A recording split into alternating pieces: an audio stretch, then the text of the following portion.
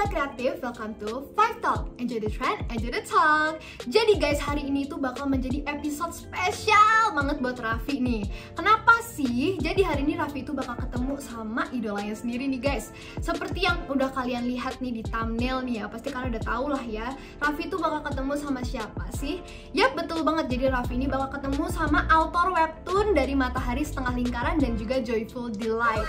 Gila sih, aku deg-degan banget sih sebenarnya kalau jadi Raffi itu sekarang udah kayak sabar banget, aku pengen ketemu gitu kan. Nah, daripada kelamaan nih kita ngobrol, mendingan langsung aja gak sih kita lihat keseruan dari Raffi dan juga idolanya. Kalau gitu langsung aja check this out.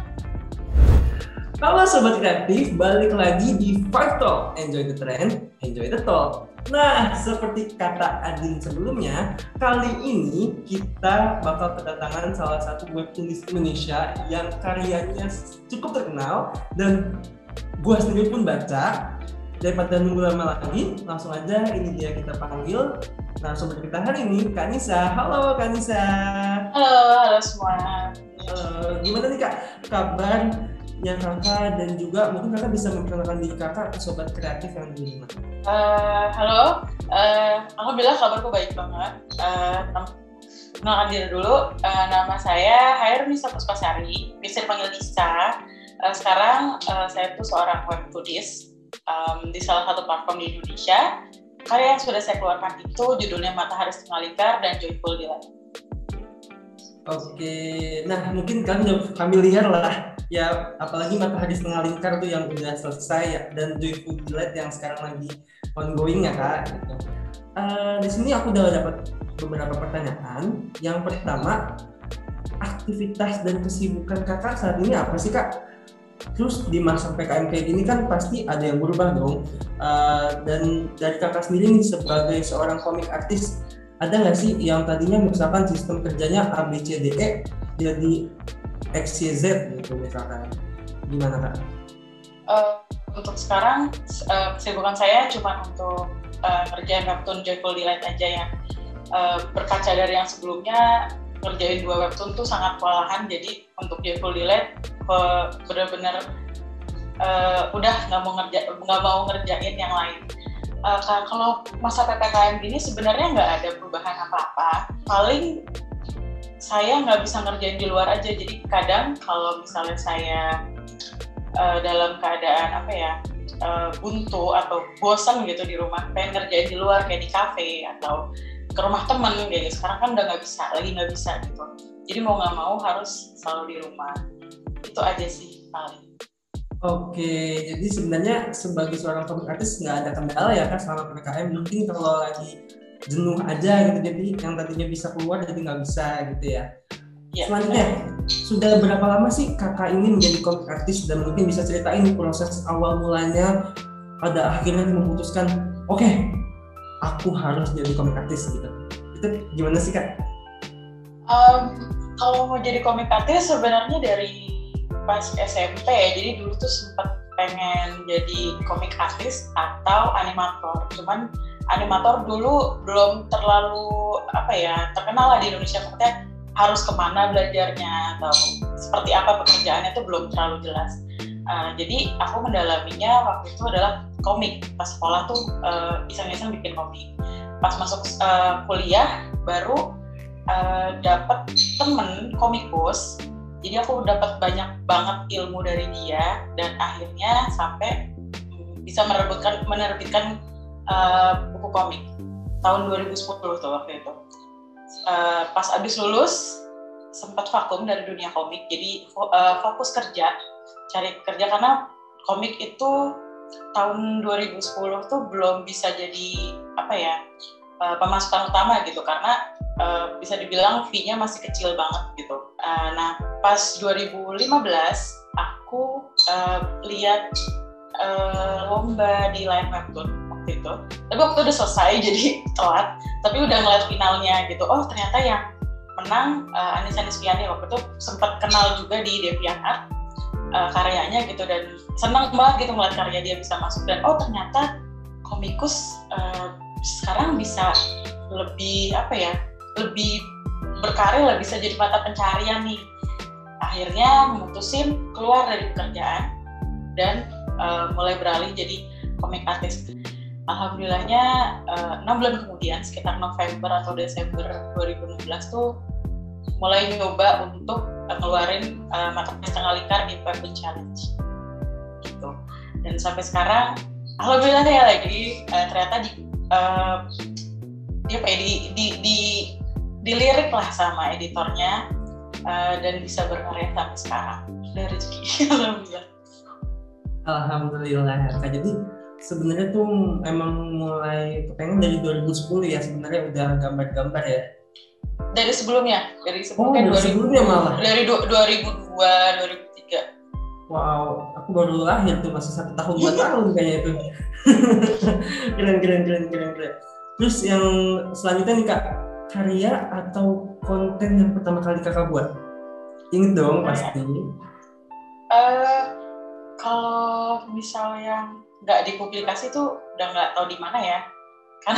Karena kalau misalnya pertama kali buat pasti kan sketsa yang baru belajar gitu. Tapi mungkin yang dipublikasikan pertama kali itu adalah ini Krisantemum. Ini buku komik cetak maksudnya. Komik cetak yang tahun 2010 diterbitkan. Ini komik pertama aku, dibuatnya juga nggak aku sendiri, jadi berdua, aku sebagai ilustratornya, temanku yang membuat ceritanya. Jadi pengalaman pertama punya komik yang dipublikasikan. Jadi senangnya luar biasa waktu itu. Walaupun pas dilihat-lihat lagi sekarang, ternyata gambarnya masih, ya Allah, masih kayak gini gitu. Tapi pencapaian yang luar biasa untuk aku sendiri. Wow, enggak sih Kak, itu udah kayaknya termasuk bagus sih untuk bisa kayak gambar. Itu manual Kak untuk yang komik itu? Manual. Wow. Jadi semua di kertas, di scan baru, karena dulu digital belum terlalu tahu aku. Ya, kalau boleh tahu nih, mungkin sobat kreatif di rumah nih nggak tahu nih, itu tentang apa cerita komik itu? Mungkin Kakak bisa ceritain dikit gitu, itu tentang apa sih Kak komiknya? Oke, kalau Krisantemum ini cerita tentang pencarian seorang cucu. Jadi tokoh utama itu orang Jepang, namanya Kiku. Kakeknya itu adalah tentara Jepang yang pernah ke Indonesia. Jadi menurut Kiku ini ada something di Indonesia yang membuat kakeknya tuh kayak hidupnya masih ketinggalan di Indonesia. Kayak gitu. Jadi dia mau mencari tahu. Jadi dia ke Indonesia ngambil pertukaran pelajar dan mencari tahu. Oke, keren banget sih Kak. 2010 tuh aku masih SD kelas 3 deh kayaknya, dan yang malu-malu gitu, nggak tahu bakatnya apa nih gitu. Keren. Oke, sobat kreatif ada di rumah, tadi sekilas kita udah perkenalan dikit nih sama Kanisa. Setelah ini di segmen selanjutnya kita bakal tanya-tanya lagi lebih lanjut tentang Kanisa. Tapi kalian jangan kemana-mana, tetap pantengin kita terus di Fast Talk. Enjoy the trend, enjoy the talk.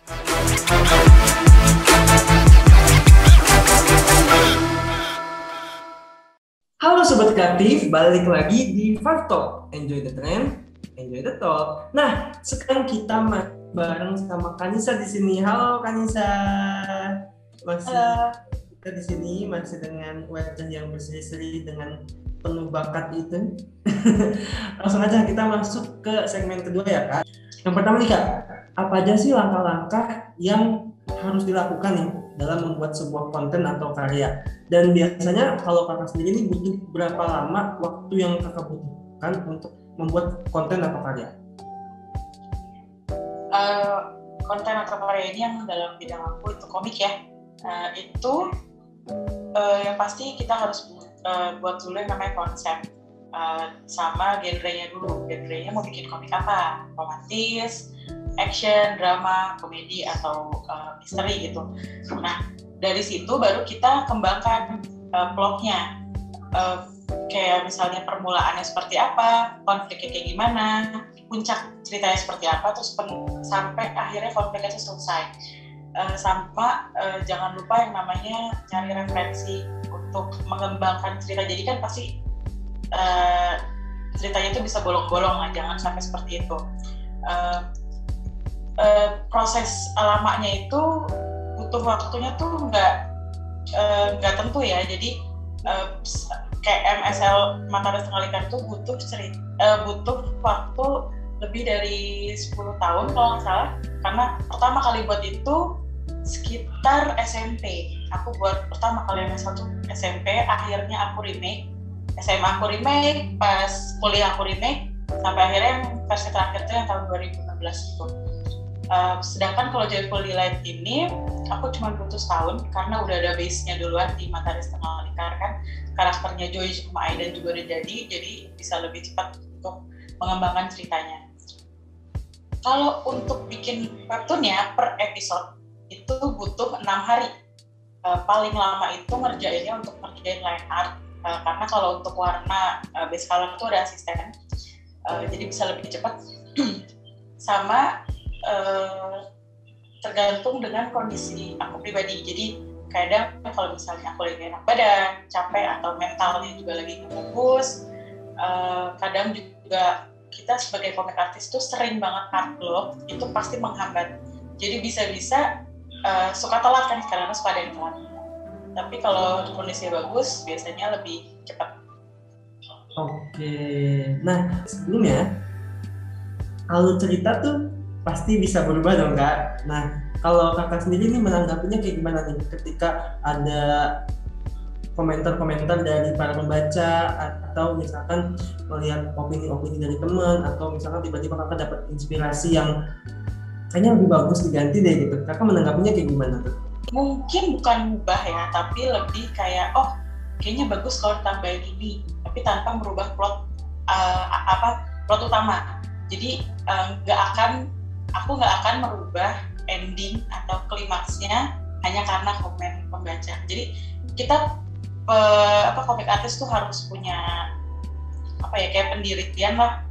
Ini ceritanya harus mau dibawa kemana? Kayak MSL tuh konsepnya bukan cuman love story, itu bukan, tapi aku mau bawa MSL itu love story yang dari sisi lain gitu, bukan yang happy ending tapi bittersweet ending.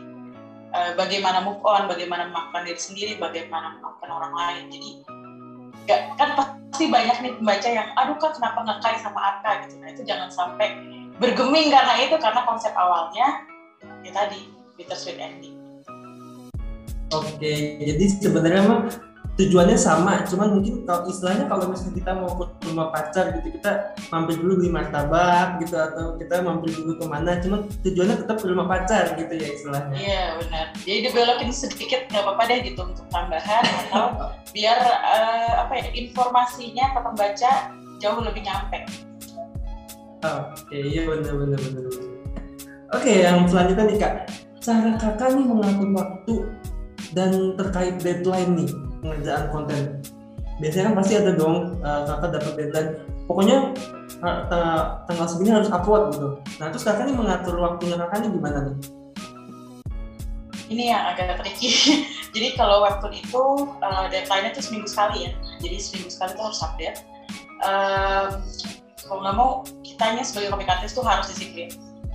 Kita harus tentuin hari apa sampai hari apa itu ngerjain line art, terus jam berapa harus selesai, jam berapa harus dikirim ke asisten, pokoknya biar nggak telat aja, karena kalau telat kan pembaca juga kasihan ya, kecewa.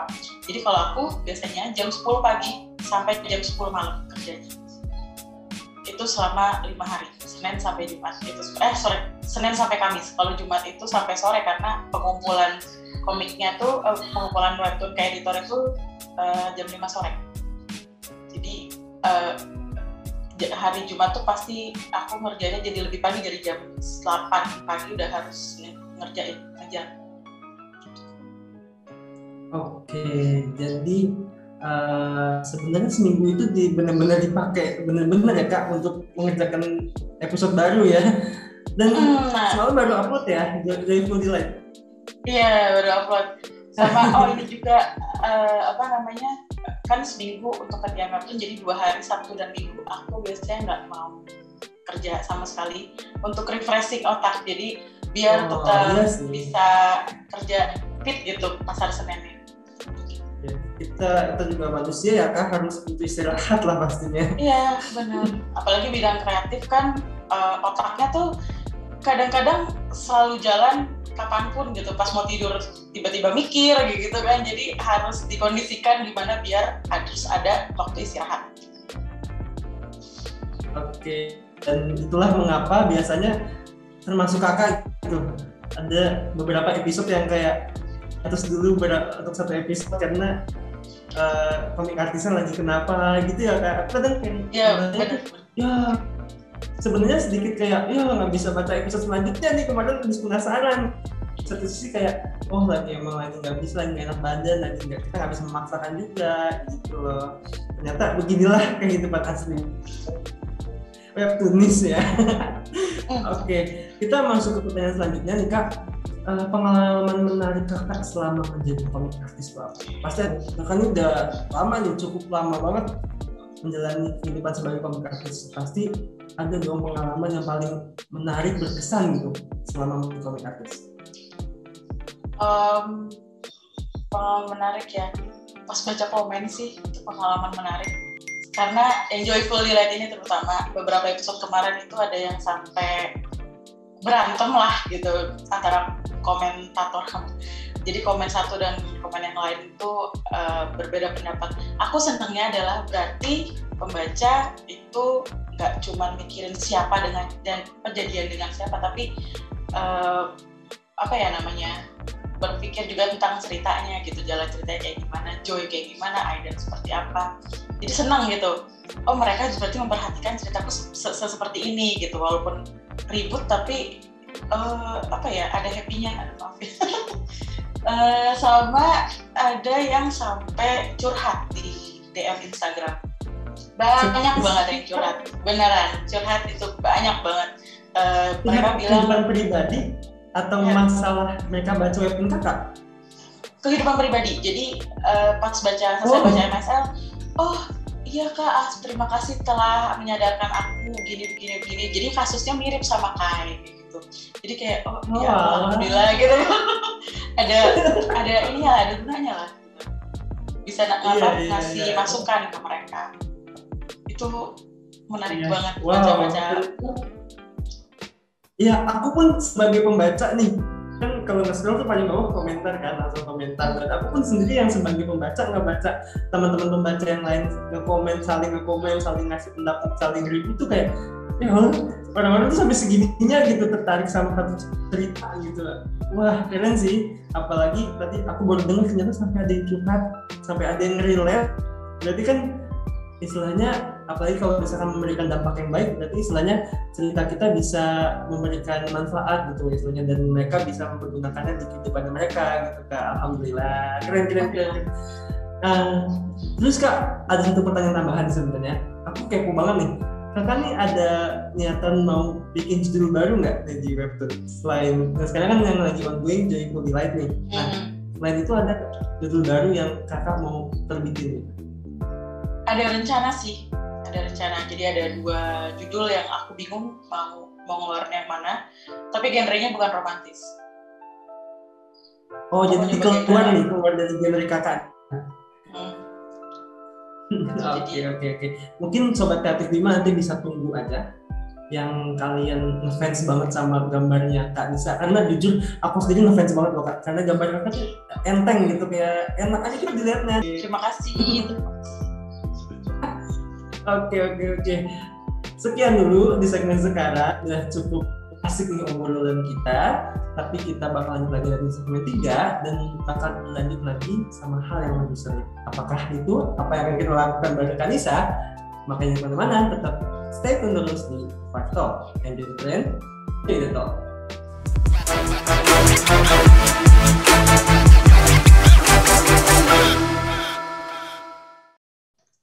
Oke, balik lagi di Five Talk, enjoy the trend, enjoy the talk. Nah, kita masuk ke segmen selanjutnya. Kali ini gue tuh sebenarnya karena salah satu pembaca webtoonnya Kanisa ya, yang juga sangat ngefans sama Kanisa. Aku ngefans banget kalau sama kakak, dan aku ini ngebaca nih webtoonnya kakak, dan karakter favorit aku itu jujur, aku punya karakter favorit nih kak, yaitu Shay. Shay itu favorit aku.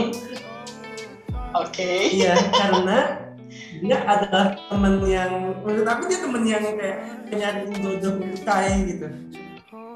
Kayak wow, dia sampai seniat itu ngejodohin Kai sama siapapun kenalan dia. ya meskipun pada akhirnya dia nggak sama jodoh-jodohnya yang dijodohin itu, teman menurut aku karakter Shay itu dia juga pada akhirnya kan mengakui kesalahannya dan membantu temennya mencari jodoh gitu loh menurut aku. Nah kalau dari kakak sendiri gimana nih? Kakak pasti punya dong karakter favorit kakak yang kayak oh emang karena bikin ini karena emang favorit karakternya ini gitu. Gimana? Boleh dong, cuman jangan spontan kayak aku. Mungkin kakak bisa tunjukin lewat gambar, nanti aku bisa tebak kayak biar menunjukkan ke sobat kreatif itu kalau aku memang baca website aku sukanya sama kelihatan kelihatan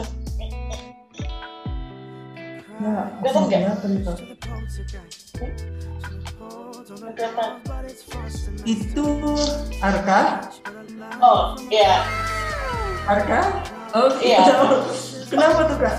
Boleh kasih alasannya dong kak, kenapa kakak sangat mencintai Arka? Padahal jujur ya, aku dulu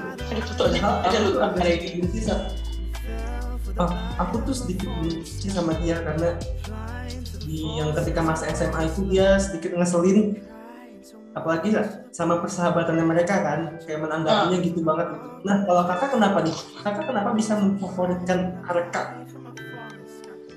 Karena Arka itu tokoh yang paling pertama aku buat, tokoh cowok pertama yang paling aku buat.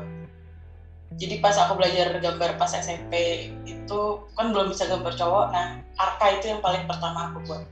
That's why aku suka banget sama dia sampai sekarang. Jadi emang pertama kali buatnya dia dan ya udah suka banget gitu sama karakter ini gitu ya. Nah aku mau tanya dong kak, tips sama triknya gimana sih supaya kan itu kan pasti setiap episode beda-beda dong, kayak ada si Arka lagi senyum, si Arka lagi marah.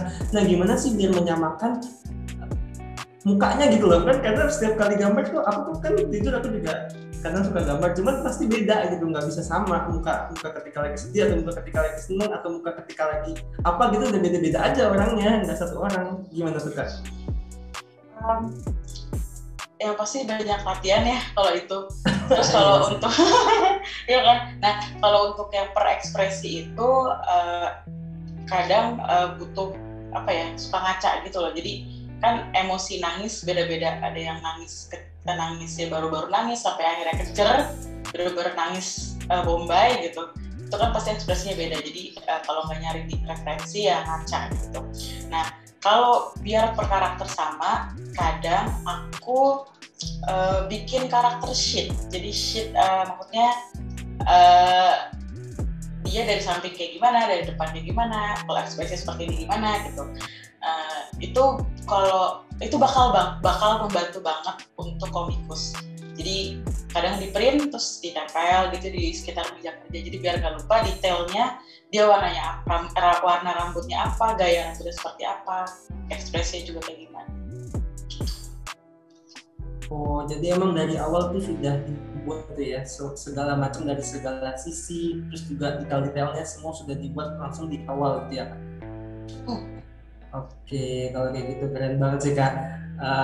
Aku jadi semakin, sebenarnya aku pengen juga loh kak belajar gambar, cuman apa daya aku tidak, sepertinya tanganku tidak sekreatif dan selektif tangan kakak sepertinya, jadi sudahlah ya gitu.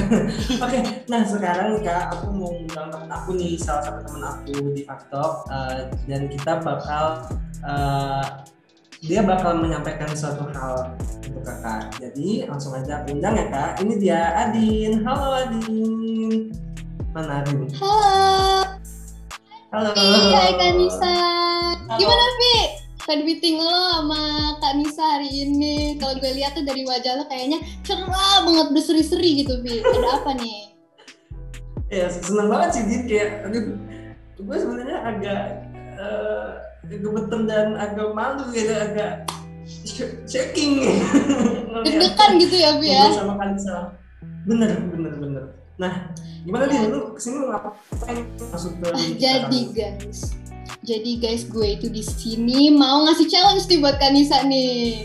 Jadi di sini aku mau challenge Kak Nisa buat gambar aku dan juga Raffi sebagai host nih dari Five Talk dalam 1 menit. Kira-kira Kak Nisa sendiri sanggup nggak nih Kak? Insya Allah. Sanggup? Oh. Sanggup. Insya Allah sanggup lah Kak ya. Oke, kalau gitu tantangan gimana nih? Kalau gitu, ini dia kita melihat challenge-nya Kak Nisa. But it's coming for someone you love, not the wisest to deceive her. Can I hide away above it all in the silence? It's conceited, 'cause it believes that we're defeated. To our surprise, I believe that what's inside us will release us now. Oh, no, the world just have to trust now. Then maybe we'll find out, but Wah, ini keren banget sih. Masalahnya lo lihat punya gue, kayak cantik banget gitu dari hasilnya. Enggak sih, itu emang karena gambarnya Kanisa aja bagus, jadi lu terlihat cantik, Lin. Dan emang kalau lu dilihat di situ juga, kayaknya gue sampai detail-detail gue tuh keren banget ya sih, Lin. Cantik, keren banget deh pokoknya gambarnya Kanisa. Makasih loh Kak. Thank you. Makasih banget Kak. Sama-sama. Makasih. Nah, by the way, karena tadi Kanisa juga udah gambar muka kita dan sepertinya kita sudah di penghujung acara. Sedih banget sih, kayak waktu ngobrolnya udah habis nih bareng Kanisa ternyata. Tapi sekali lagi terima banyak Kanisa sudah mau mampir dan ngobrol bareng di Five Talk. Semoga informasi-informasi yang kakak berikan bisa menambahlah pengetahuan aku, Adin, dan juga sobat kreatif yang nonton di rumah. Dan buat sobat-sobat kreatif yang ada di rumah, jangan lupa untuk jaga kesehatannya nih. Semoga kita bisa tetap ketemu di episode selanjutnya dengan menerapkan 5M. Oke?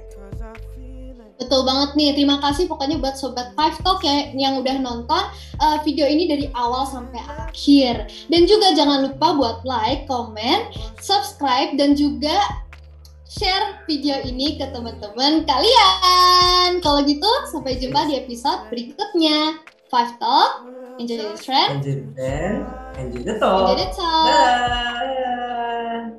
there's things bigger than us now, and maybe we'll find out. But now we're coming to that place in the tall grass. It seems like the elders have lost time, and the lessons we've learned from a long past have all but abandoned